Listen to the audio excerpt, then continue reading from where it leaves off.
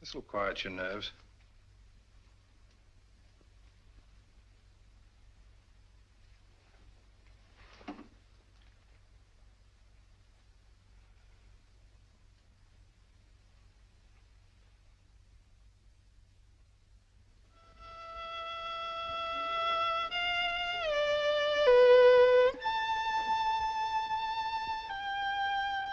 The tea's got cold again. You've been playing that thing all the afternoon? Fiddling while Rome burns. Hello, what's this? General J. Lawford, KCB DSO, and Captain Roland Shaw, MC, who today narrowly escaped being struck by a falling wall in a bombed area. Lawford and Shaw by a falling... Holmes, you don't think that... It was not an accident. Good heavens. Holmes, that sinister-looking fellow, what's his name? Meade. If only he hadn't got away. Yes, difficult as it was, I managed to let him escape. You let him escape? But great Scott, man! He was about to kill us. He may even yet. I don't understand you, Holmes. It's my theory if this chap Meade is the arch criminal, that he's behind the whole thing. You're absolutely right, Watson. Except for one thing. Well, then I'm wrong. Have you observed that a highly secret military plan is thwarted by each of these disasters? Yes, I have. Now that you mention it. Watson, there's a leak. A leak? You mean in the council? But Holmes, that's impossible. Anything is possible until proved otherwise. See who are in the council. It's Lawford and Shaw. They're above suspicion. Their record proves that. Anyhow, they were attacked. Unsuccessfully. There's Prentice. Would he kill his own son? Doesn't seem likely. And yet the boy is dead. Barham, of course, brought you into the case. So it's quite obvious that he wants it solved. Most patriotic of Sir Barham. He's a great fellow. Played wing 3/4 for the school my last term, so I can vouch for him. Besides, he was attacked too, shot at. So I gather. How about Lloyd? No, it can't be him. Meade was going to kill him as well as us. By the way, he's a brave fellow, Lloyd. Did you notice that he didn't turn a hair? Very composed. Come in. Mr. Holmes? Yes, Kitty? I think now we'll be able to get some information from Mr. Meade. Your plan worked like a charm. I knew you could do it. Oh, it's not so hard once your mind's made up. And mine is. You'll be careful. She better be. She's mixed up with that fellow. Oh, I'll be careful, all right. But I'm going through with this. Good girl. I heard him talking on the phone today. Yes? He said, I'll take care of that little Seven Oaks matter at 11 tonight. Seven Oaks? Isn't that where... Barham has a country place. Watson, there's not a moment to lose. If I find out that Meade did kill Gavin, I'll... If so, he'll be punished. I warned you no one was safe with that fellow at large. Now he's after Barham. Yes, I only hope we're in time. Come along, Kitty. I'll get you a taxi. Thank you, Mr. Holmes.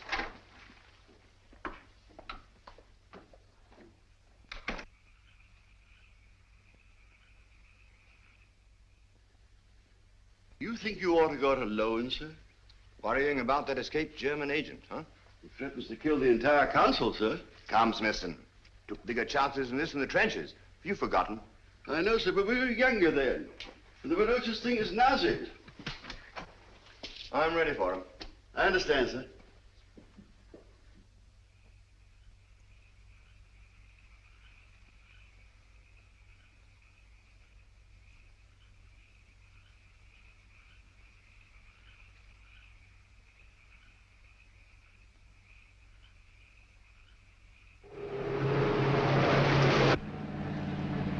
You've driven Sir Evan down here before, of course, Miss Grandis.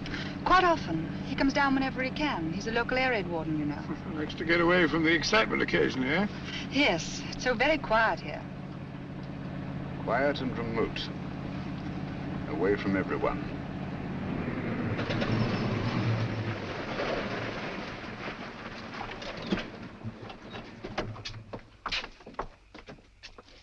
Yes?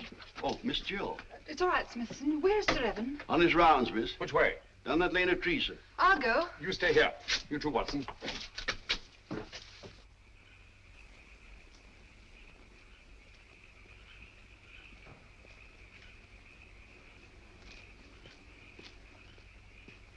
Hello there, Barham.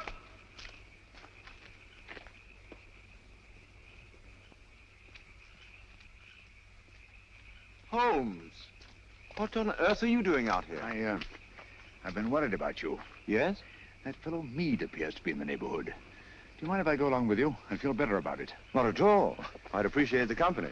You know, it gets quite lonesome, especially on a night like this. By the way, do you feel you're getting any nearer a solution of this terrible business? Yes, the end is in sight. Really? Well, would you mind telling me? Listen. Air raid sirens. Yes. Coming our way. Yes. Yet I don't seem to hear any planes. Wait a minute. I can.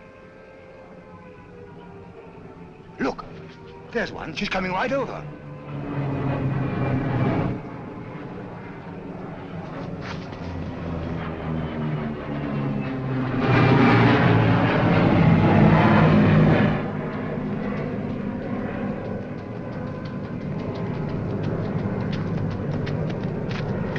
There she is. Ours or theirs? Theirs. Holmes, he's coming in for a landing.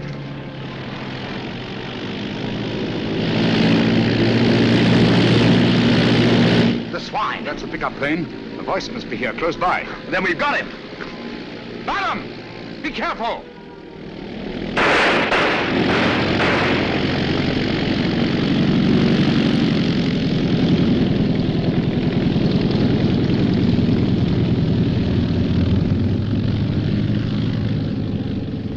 I can't understand you, Holmes. Why didn't you help me? We almost had him. You're too impatient, Barham. My patience is exhausted.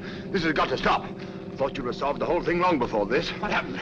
Was that a Nazi plane? Yes, I saw the filthy swastika myself. Great Scott. Took a shot at him, but he got away. Meade also got away. Well, I better go and report this. We'll go with you. Come along, Watson. You needn't bother. I can take care of myself. My dear fellow, there's no use taking chances. I'm afraid you're a marked man as long as Meade is at large. Come on.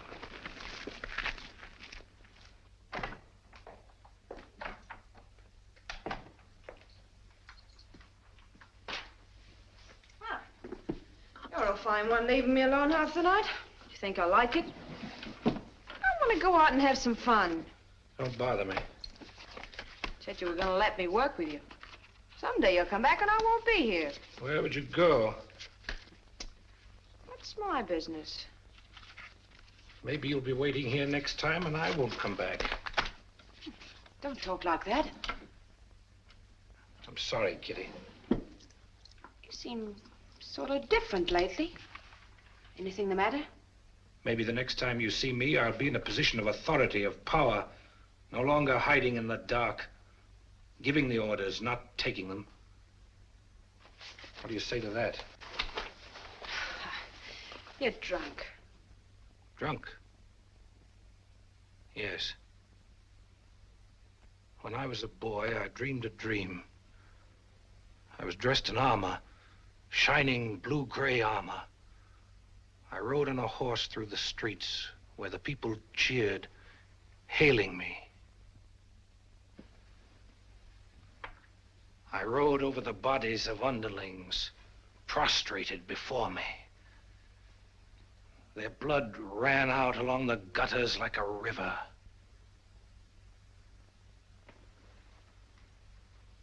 What if this was no dream?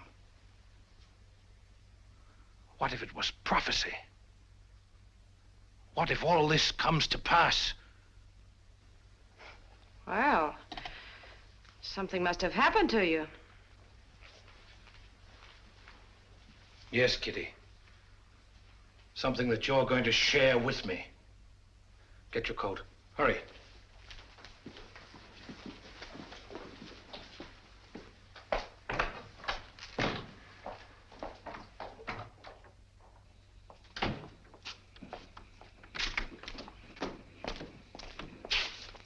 Right, you. Got plenty of petrol? Enough. Start driving.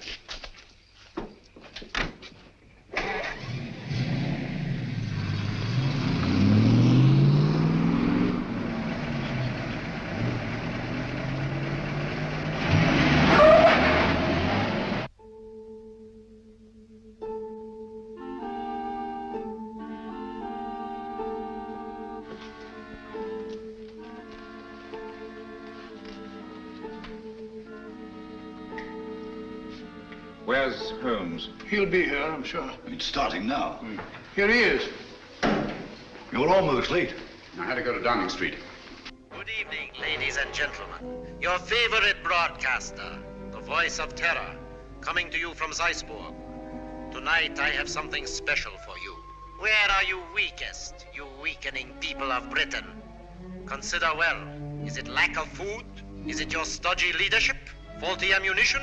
Scarcity of shipping? Lack of raw materials? Do you know that despite all your great efforts, your coasts are inadequately defended? Especially one coast. And there we shall strike. Swiftly, terribly. Tomorrow at sunrise. In a special broadcast at that time, I shall describe the carnage. Turn it off. What does he mean? What kind of threat is this? Remember, all our reports for the last few weeks have indicated abnormal enemy activity on the coast of Norway. That means an attack in force on our northeast coast. Then that's where we must concentrate all our forces, immediately. They'll never bring it off now that we know. This time the voice is boasting. Perhaps, but so far he's made good his boasts.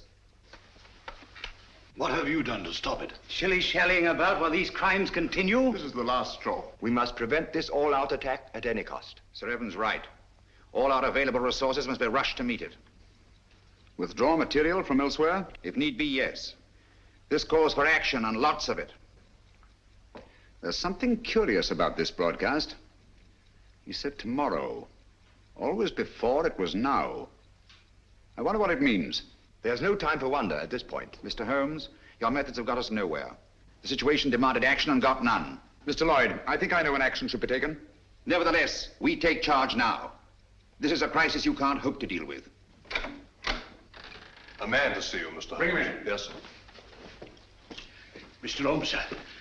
Last night I trailed Kitty and the fellow Meade. Yes? They went to a place near a bomb village on the coast, sir. North? No, sir, south. South? Why didn't you come sooner? Motor trouble, sir. Just got back. All right, it can't be helped. Stand by until we need you. So, it's on the southern coast the drama's to be played. The fox is out of his hole at last. Meade has led us to the voice of terror. Gentlemen, we must set out at once. Are you mad? What sort of a wild goose chase are you suggesting? It's ridiculous. It's time to put a stop to this. Barham speaking. Yes, of course. We've been ordered to accompany Mr. Holmes.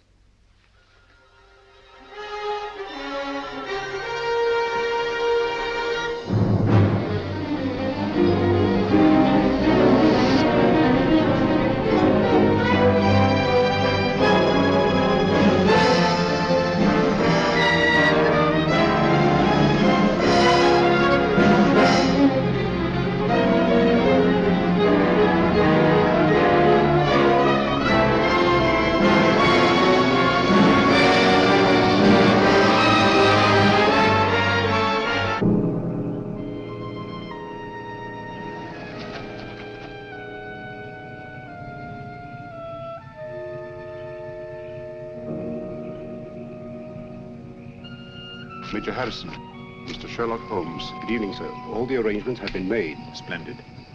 And that church up there? Yes, sir. All right. Let's go, gentlemen.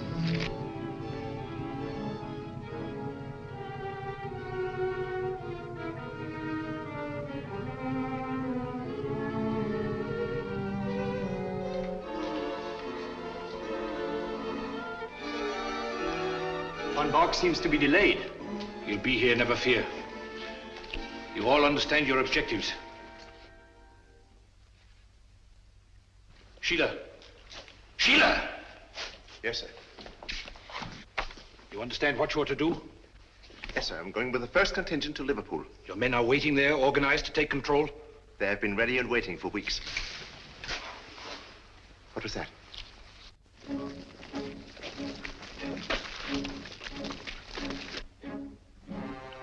When the world is changing, it is natural to be on edge. Merely owls or perhaps wood rats. No. It sounded like... Sheila! Yes, sir. Wall. City of Croydon and Croydon Airport. All is prepared. You go. Birmingham, where I used to slave in the factories, but not anymore. The day has come at last.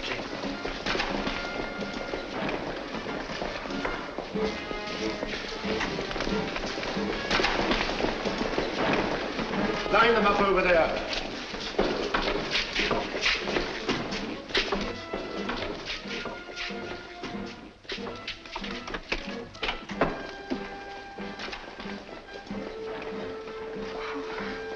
Mr. Holmes. Oh, I was afraid you'd be too late. I'm glad you're safe, Kitty. Come along, sit down.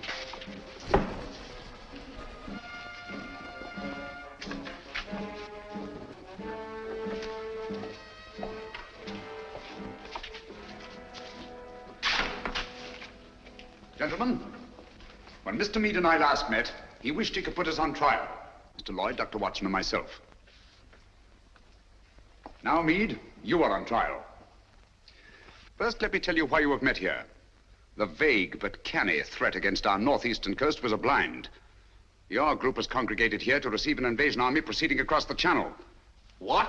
Invasion? All those men rushed for defense of the north? I can't believe it. This sounds impossible. Sit down for a moment. It seems absurd of me. At the head of this mighty force, the picked and chosen, the faithful were to proceed to various centers of our country and take up positions of authority. And we shall, do you understand that? Unfortunately for you, that is not to be. We're held, yes. But the invasion will proceed without us. What else is there doing nothing? Why we are helpless here? Please be patient. You called me in on this case to identify and to silence the voice of terror and to circumvent the unknown plan behind it. That undertaking is still in progress. But we are rapidly drawing to a conclusion. Gentlemen, the voice of terror is here with you in this church. What? Are you referring to Meade? Why, who is it? Meade was my one sure connection with the voice of terror. At the warehouse, I allowed him to escape and assigned Kitty here to trail him. When I learned through Kitty's abduction that Meade had come down here to meet with a group of men, I asked myself why. Why a deserted fishing village on the Channel when Scotland was to be the next scene of disaster? And why was it necessary to withdraw great stores of ordnance and material for the protection of Scotland? It was a ruse, gentlemen, to leave this coast unprotected. A ruse devised by the voice of terror. I knew quite early, of course, that the voice was a member of your august body. You dare to insinuate that one of us? If this is meant to be humor, it's very ill-timed. German agents knew I was on the case the very night I was called in. How did they know this secret? One of your counsel informed them. There were attempts made on the lives of all of us. But the attempt made on the life of one of your members was entirely unsubstantiated, resting on his word alone. One member whom I went to the country ostensibly to protect, actually to surprise. This member fired on the Nazi pickup plane, not in rage as he pretended, but to warn and frighten it away. That was very clever of you, Sir Evan. Sir Evan? I can't believe it. Sir Evan couldn't be implicated in a thing like this. What's Sir Evan got to say? Let me congratulate you, Mr. Holmes. You admit this outrageous accusation? There's been treason before, but this is beyond belief. Treason is not involved. Sir Evan Barham is not Sir Evan Barham. What are you talking about? In March 1918, Lieutenant Evan Barham was a prisoner in a German prison camp. There, his amazing resemblance to a certain Heinrich von Bock, a brilliant young member of the German Secret Service, sealed young Barham's fate. One morning, he was taken out and shot, murdered in cold blood. Then this man is Heinrich von Bock, who has been masquerading in Barham's place for the past 24 years. You see, gentlemen, the Germans plan well in advance. It's incredible. How could a thing like this happen? Barham had no immediate family. The details of his private life were avidly studied by von Bock, who was 3 years at Oxford and had a perfect knowledge of the English language and English habits. So, with possibly the help of a little plastic surgery, not forgetting the considerable resemblance to Barham in the first place, the deception was carried through. Very clever, Mr. Holmes. I must say, Holmes, this is positively amazing. What made you first suspect Barham? The real Sir Evan Barham carried a scar from childhood. This one is about 20 years old. A detail, but significant. I can't believe it. It was Barham who insisted on your being brought into the case. A colossal piece of egocentric conceit. One to match your own, Mr. Sherlock Holmes. Of course I brought you into the case. To see your weak and silly handling, to watch you fumble and lose it. Are you too stupid to realize that this group is but a small part of our organization? We have men stationed all over England, ready to take command. They never will. They were all taken exactly at dawn, just as you were. So now we are trapped, huh? No, gentlemen. It is you who are trapped. Listen. Even now our Messerschmitts are roaring overhead. The vanguard of the invasion. Why are they not routed? Where are our boasted anti-aircraft guns? They are silent. Our little ruse was entirely successful. The coast has been stripped of its defenses. Preserve your vaunted British vanity as best you may in this your hour of most humiliating defeat. You have not captured us, my friend. We have annihilated you. Do you really think us so blind that we would strip this coast of defenses because of a voice on a phonograph record? The Council was deliberately misinformed about moving the defense forces. You are trying to save your face. Look, if you think I'm lying. Those are not Messerschmitts. They're Spitfires and Hurricanes. Returning from blasting your invasion forces, destroying men and barges by the thousand. Look further, Von Bock. Look below. Commandos, tanks, slipping away now that your invasion force has been destroyed to bring ruin and terror to your people.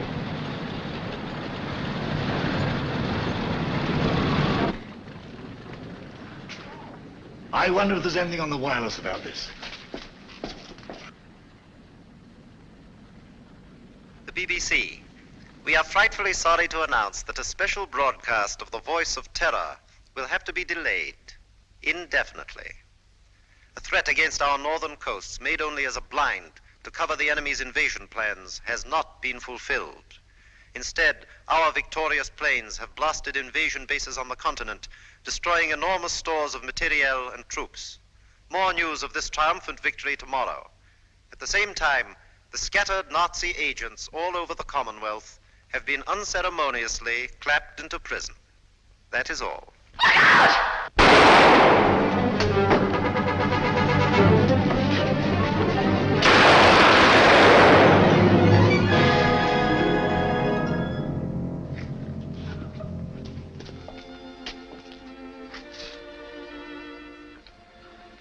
This girl merits our deepest gratitude. Our country is honored in having had such loyalty and devotion. We'll remember.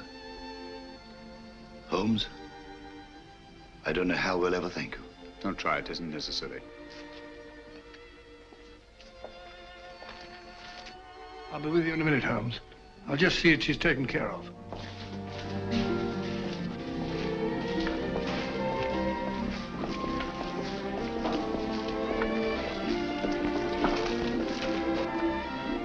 I always did think that chap was an imposter. Barham was a good fellow. Played wing three-quarter for the school.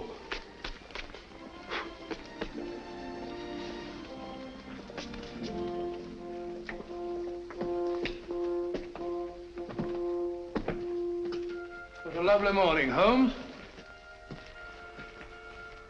There's an east wind coming, Watson. No, I don't think so. Looks like another warm day. Good old Watson. The one fixed point in a changing age. There's an east wind coming all the same. Such a wind has never blew on England yet. It will be cold and bitter, Watson. And a good many of us may wither before its blast. But it's God's own wind nonetheless. And a greener, better, stronger land will lie in the sunshine when the storm is cleared.